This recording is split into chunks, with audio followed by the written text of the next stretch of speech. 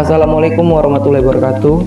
Perkenalkan, kami dari kelompok 2 ingin mempresentasikan hasil proyek kami yang berjudul Smart Marketplace Data Association. Di sini kami terdiri dari 8 anggota kelompok, yaitu Francisca Natalia dengan NIM 1912114, Mikael Hamba Banju NIM 1912123, Jessica Sandra Sitompul NIM 1912126, Arda Iksananda NIM 1912143, Riyadul Badinga NIM 1912146, Bernika Azara NIM 1912161, Budi Setiawan NIM 1912193, dan Bagus Wahyu Ari Pertama NIM 1912199.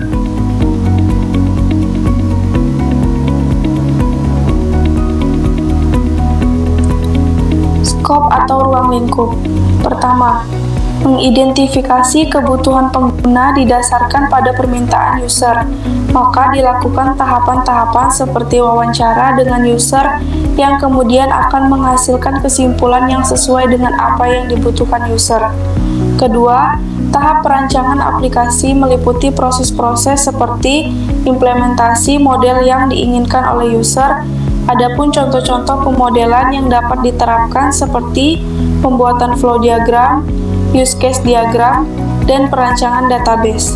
Ketiga, pelaksanaan tahap pengembangan aplikasi menggunakan bahasa pemrograman PHP 5.3.3, database MySQL 5.1, template framework, admin LTA 2, dan Highchart.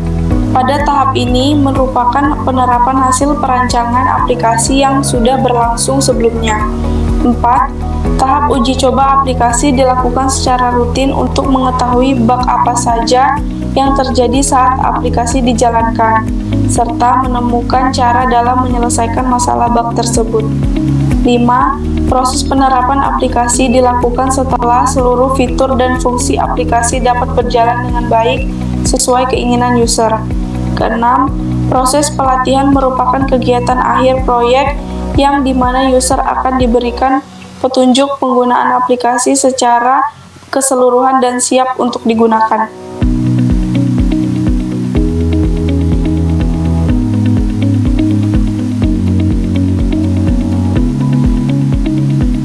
Purpose atau tujuan proyek.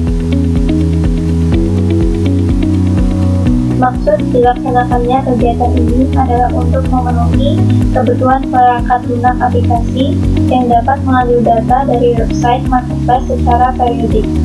Adapun tujuan yang hendak dicapai adalah tersedianya data dan informasi yang dapat digunakan oleh Kementerian Perindustrian untuk membantu kinerja peserta Smart IKM atau industri kecil menengah secara real-time dalam memasarkan produknya di marketplace. Adapun faktor penentu keberhasilan dalam proyek ini adalah kerjasama antar tim, komunikasi yang baik, memahami gambaran proyek secara utuh, penggunaan waktu yang efisien, pengontrolan rutin kegiatan proyek, dan perencanaan anggaran biaya dan estimasi biaya yang tepat. Keuntungan yang diharapkan dari proyek ini adalah aplikasi yang akan diterapkan dapat memiliki fungsionalitas seperti yang diharapkan oleh user.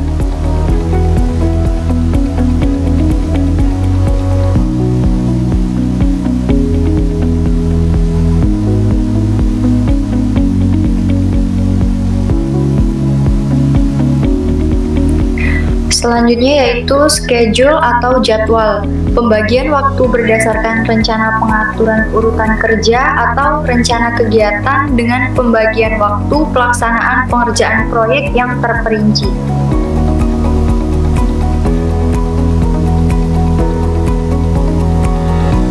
Yang pertama ada tahap inisiasi yang berlangsung lebih dari 1 hari yang terdiri dari memulai meeting, membuat surat proyek, dan penandatanganan proyek. Yang kedua ada tahap planning yang berlangsung 7 hari yang terdiri dari membuat rencana proyek, pengecekan rencana proyek, dan juga persetujuan rencana proyek.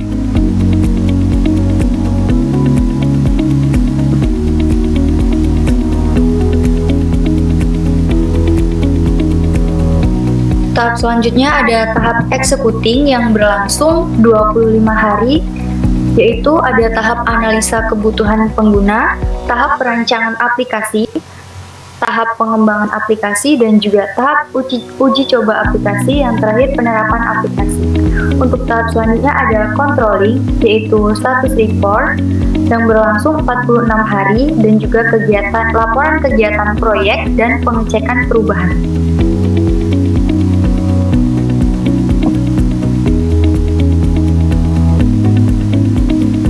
Selanjutnya ada tahap closing yang berlangsung lebih dari 3 hari dan yang terdiri dari persiapan laporan akhir proyek, presentasi akhir proyek, dan juga pelatihan penggunaan.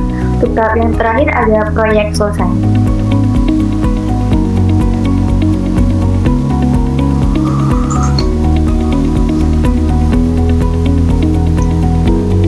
Selanjutnya budget plan. Biaya yang diperlukan untuk memperkirakan keuangan yang merupakan dasar untuk pengelolaan biaya proyek serta aliran kas proyek yang akan dijalankan.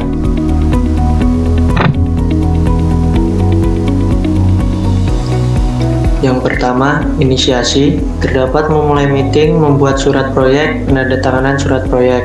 Sini memerlukan biaya kurang lebih 1 juta rupiah. Yang kedua, planning. Terdapat membuat rencana proyek, pengecekan rencana proyek, dan penyetujuan rencana proyek. Di sini memerlukan biaya sekitar 10 juta rupiah.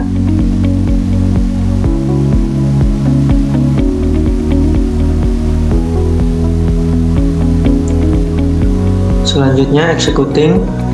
Terdapat tahapan analisis kebutuhan pengguna, tahap perancangan aplikasi, tahap pengembangan aplikasi, tahap uji coba aplikasi, dan penerapan aplikasi.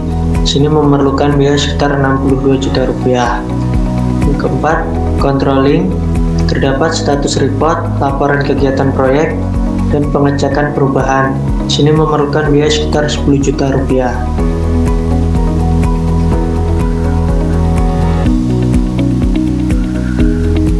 Yang terakhir adalah closing. Terdapat persiapan laporan akhir proyek, presentasi akhir proyek, pelatihan penggunaan aplikasi. Di sini memerlukan biaya sekitar 9 juta rupiah. Jadi total biaya yang diperlukan sekitar 93 juta rupiah.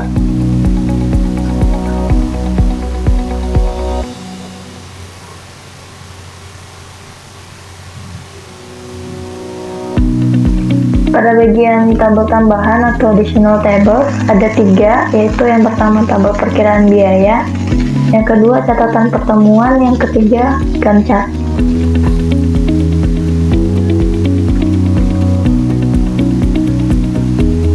Untuk perkiraan biayanya terdapat 2 analisa, yaitu analisa dalam jam dan analisa dalam rupiah. Deskripsi aktivitas adalah aktivitas yang dilakukan dalam pelaksanaan proyek ini.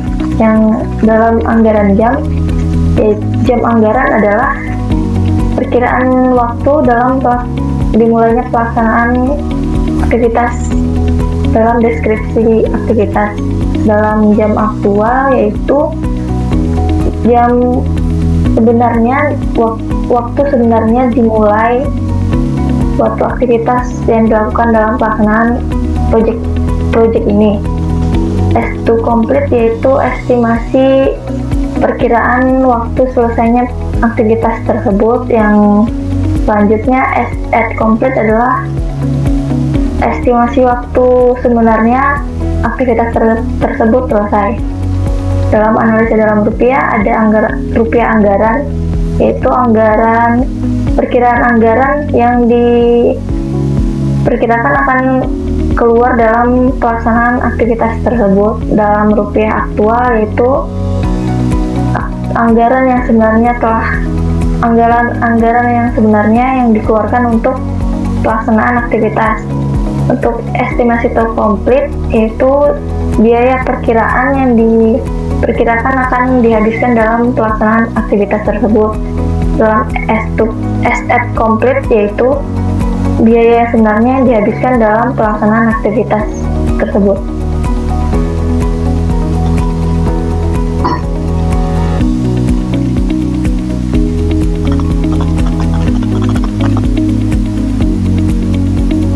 Selanjutnya, catatan pertemuan atau rapat. Yang pertama itu ada agenda. Agenda memiliki 3 poin. Yang pertama itu pertemuan pembukaan. Yang kedua itu pertemuan tim proyek. Yang ketiga itu pertemuan penutupan. Selanjutnya ada isu yang didiskusikan. Ada 3 poin juga. Yang pertama itu perencanaan manajemen proyek, meeting dan laporan kemajuan proyek atau project program report dan kelengkapannya, form atau catatan permintaan perubahan. Yang terakhir itu MOF dan rencana kerja, laporan kemajuan kerja yang telah diperbarui. Yang terakhir itu ada daftar rencana kegiatan. Rencana kegiatan ini ada memiliki 4 poin. Yang pertama itu rencana kerja perencanaan manajemen proyek dimulai dari tanggal 20 Mei 2021 dan selesai tanggal 25 Mei 2021. Yang kedua itu ada memantau dan mengontrol jika ada perubahan yang terjadi mulai dari tanggal 26 sampai tanggal 27. Yang ketiga itu ada review rencana kerja yang telah dibuat mulai dari tanggal 26 sampai selesai tanggal 28. Dan yang terakhir adalah serah terima proyek mulai dari tanggal 27 dan selesai tanggal 28 2021.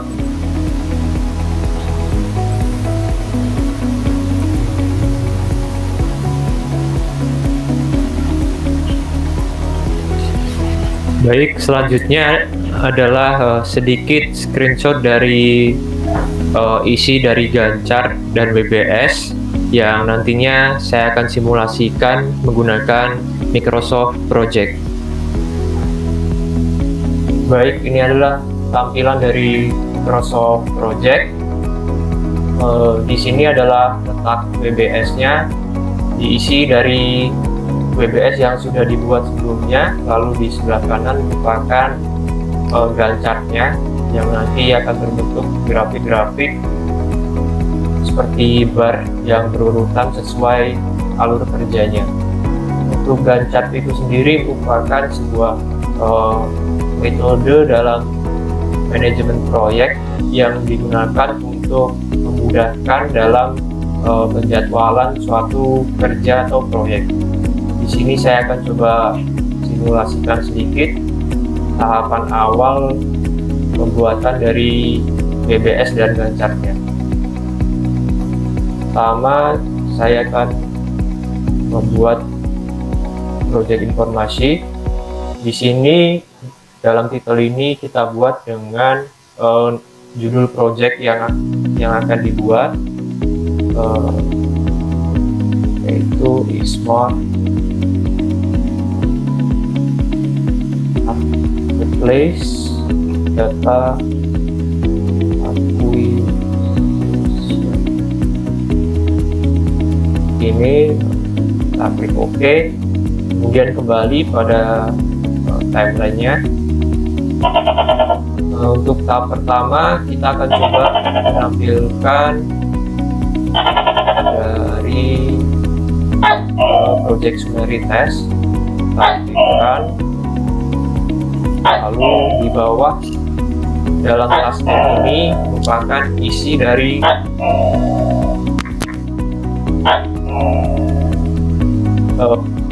kita isi dengan inisiasi proyek.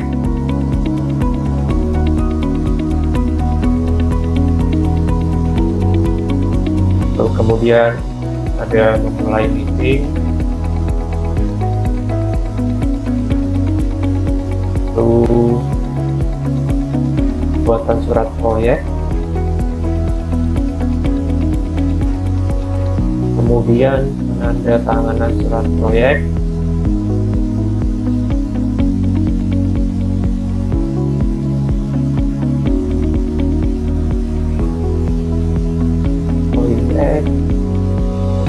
lalu inisiasi proyek selesai.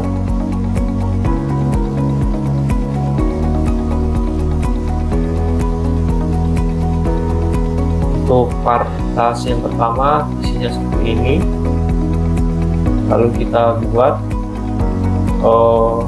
di bawah ini kita indent untuk menjadi subtasknya, indent task seperti ini. Lalu kita aktifkan untuk outline numbernya, maka akan terlihat seperti ini. Lalu selanjutnya kita akan coba untuk membuat jadwalnya. Di sini terdapat menu project information. Di sini dapat kita setting untuk kapan project itu dimulai atau dari kapan project itu selesai. Maka waktunya akan berjalan baik itu secara manual ataupun secara otomatis. Di sini kita buat untuk finish date, yaitu kita buat pada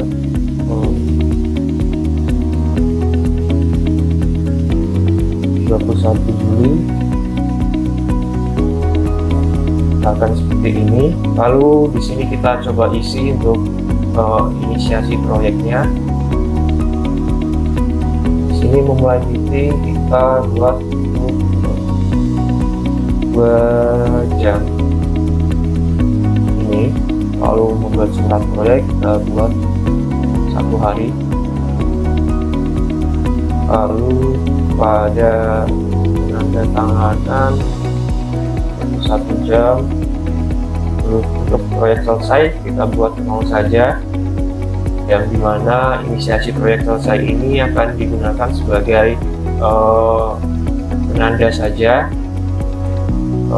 bahwa proyek itu telah selesai dilaksanakan. Selanjutnya di sini kita bisa coba untuk menggunakan penjadwalan otomatis dengan cara seperti ini. Kita klik pada task mode, lalu kita klik auto schedule, maka semua akan terisi otomatis. Kita coba untuk merubah. Di sini kita coba untuk merubah dari bulan Mei ini, lalu sini di hari yang sama. Lalu untuk membuat surat proyek,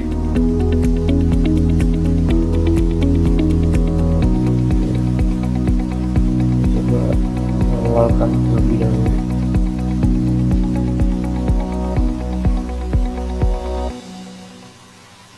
Berlangsung 2 jam 1 hari. Baik, lalu di sini kita buat untuk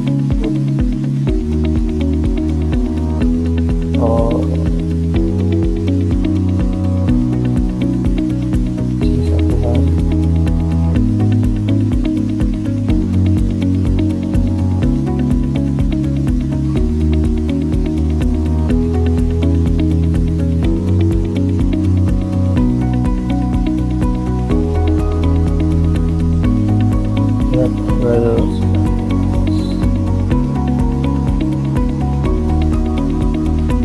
Baik, maka akan seperti ini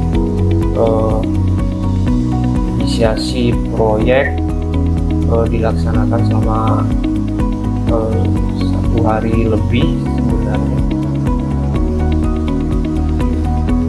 Ya, seperti ini dari tanggal 18 hingga tanggal 19.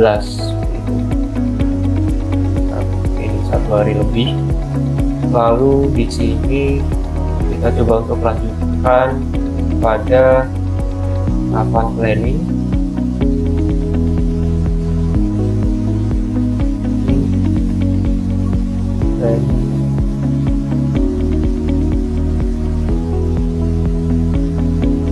Dalam planning ada membuat rencana proyek,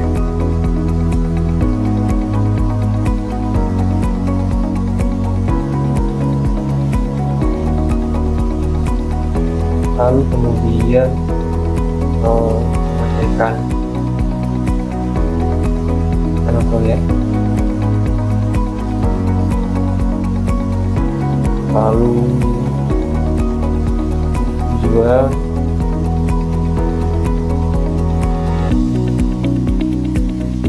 kemudian planning selesai. Ini sini kita coba untuk indent lagi, maka akan menjadi subclass seperti ini. Kita coba isi sini pada hari Rabu.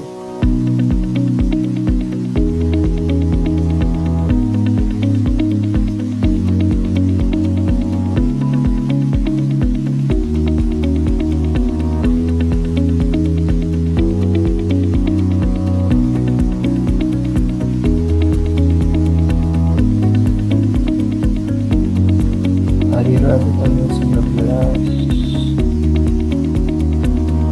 dan buat seperti ini. Selanjutnya pengecekan rencana proyek yaitu berlangsung 2 hari, lalu ada penyetujuan 1 hari. Ini 0.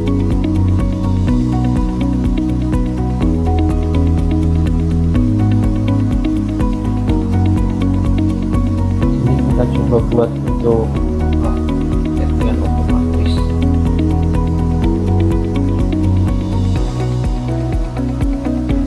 Oke.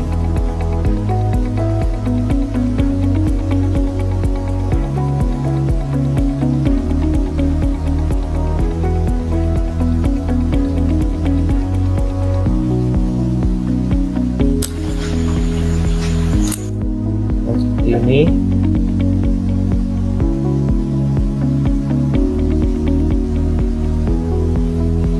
Jadi tahap planning ini akan berlangsung selama 7 hari. Lalu kita coba untuk melihat change working time. Di sini ada sebuah fitur untuk menentukan kapan waktu pekerjaan itu dilaksanakan atau libur. Untuk saat ini kita gunakan untuk format standarnya saja, yaitu pekerjaan dilakukan pada hari Senin hingga hari Jumat, dan hari Sabtu dan Minggunya adalah hari libur dan tidak dihitung untuk kerja. Termasuk di dalam penjadwalan ini, hari libur tidak dihitung secara otomatis. Lalu selanjutnya kita coba untuk buat predecessor. Predecessor di sini merupakan sebuah keterkaitan antara satu pekerjaan dengan pekerjaan yang sebelumnya. Misalkan di sini pembuatan surat proyek ini dapat dikerjakan setelah meeting selesai. Jadi kita coba untuk input di sini meeting adalah baris pada nomor 2. Jadi kita masukkan angka 2 seperti ini. Lalu penandatanganan surat proyek kita coba input angka 3, di mana penandatanganan ini dapat dilaksanakan setelah surat proyeknya selesai, seperti itu. Lalu di samping ini ada sebuah resource name, di mana resource name ini diperuntukkan untuk nama sumber daya. Di sini kita bisa untuk diisikan mungkin nama pekerja atau mungkin nama profesi juga bisa. Misalkan pada memulai meeting kita isi di sini dengan nama Budi, lalu ada Natalia seperti ini, maka seperti ini. Ini adalah bagian dari sumber daya yang akan melaksanakan pekerjaan seperti itu. Lalu di sini ada admin column, di sini terdapat banyak tab lainnya. Kita di sini bisa coba untuk tambahkan cost atau biaya dalam suatu pekerjaan seperti ini. Misalkan memulai meeting diperlukan biaya sebesar sini sebelumnya kita coba untuk setting menjadi rupiah agar lebih mudah.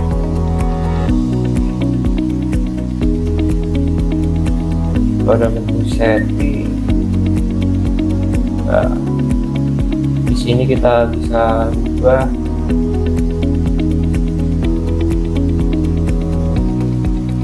IBR seperti ini, Indonesian rupiah. Oke, kan di sini akan menjadi rupiah. Akan coba isi akan 1 juta.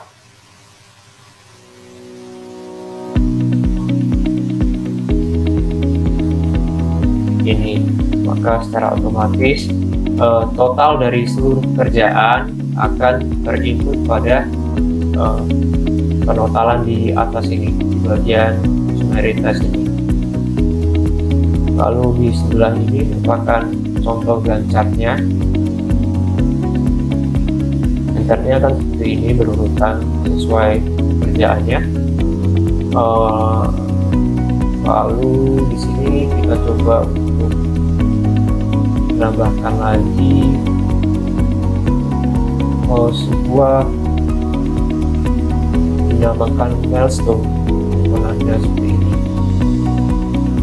Ini akan secara otomatis juga di mana tempat pada baris proyek selesai ini, inisiasi proyek selesai dan planning selesai ini otomatis akan termilestone atau sebagai penanda bahwa proyek itu sudah selesai dikerjakan.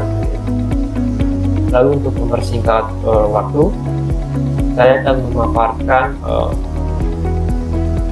WBS dan Gancar dari proyek kelompok kami, dan berikut ini adalah paparannya.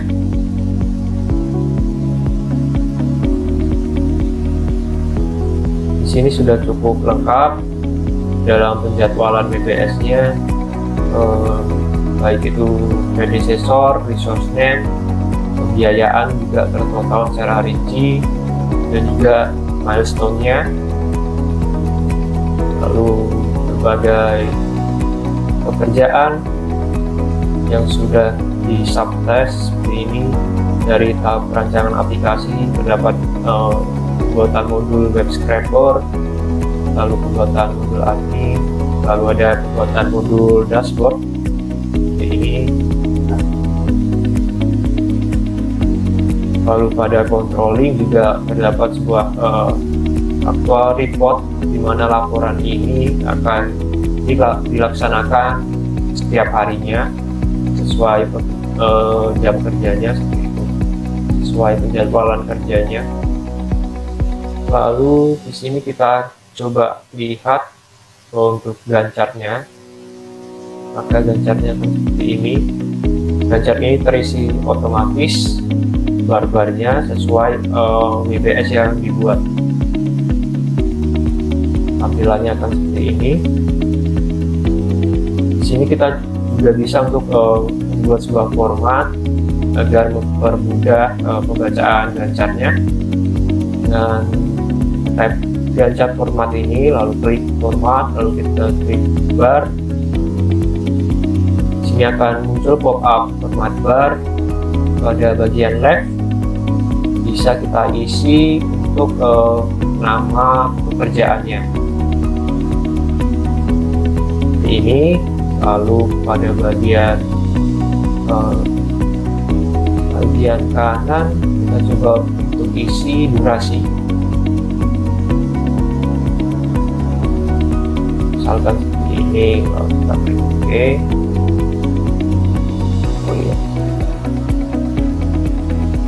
kita blok dulu.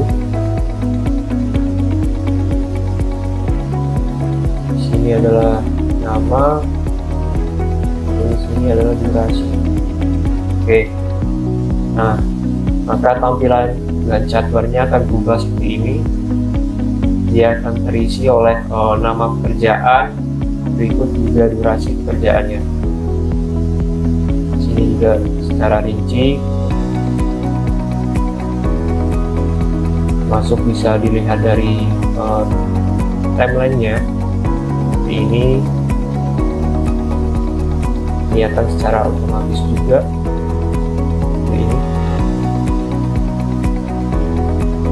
Lalu selanjutnya kita coba untuk menampilkan critical test dengan klik gancar format ini, lalu kita klik critical test, maka gancarnya akan berubah seperti ini.